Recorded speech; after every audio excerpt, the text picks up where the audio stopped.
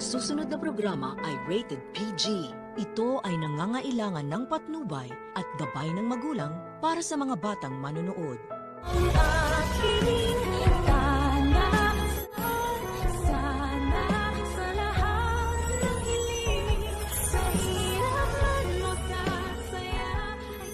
Wala na talagang katapusan ang pagiging bida nitong si Moira at nakakaiyamot na nga ring panoodin pagkat lahat na lang ay sa kanya pumapabor pagkat ang mga tao nga ni Balahadja na inutusan niya para manloob sa bahay ni Lynette at sinamahan ang nanay ng batang doktora para pumunta sa bangko upang mag-withdraw ng pera ay nagbago ng plano at ayaw nang tanggapin ang binibigay ni Lynette. Sa halip ay tatapusin na lang daw nila ang buhay nito pagkat nakapagtanggal na nga ng maskara ang isa sa mga hold-upper kaya't nakilala na ang pagkakakilanlan nito. Pero dahil dumating nga ang dalawang doktor na si Doc Katie at Doc Menor, kaya nagkaroon sila ng pagkakataon para't matakbuhan ang mga masasamang loob. Ngunit nang maabutan na sila ng mga ito, ay nagpahuli pa si Lynette kaya't naiwan siya at mag-isa na namang tinataguan ng hold-upper.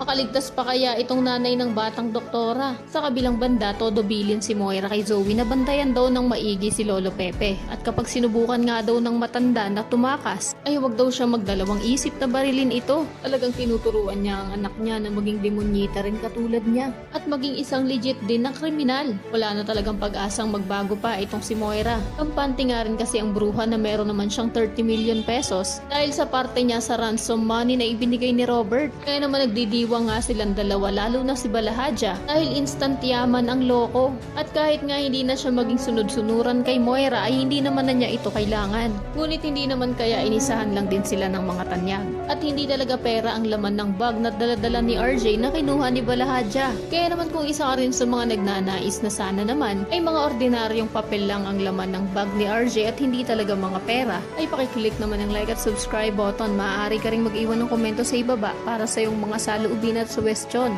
Maraming salamat sa iyong panonood.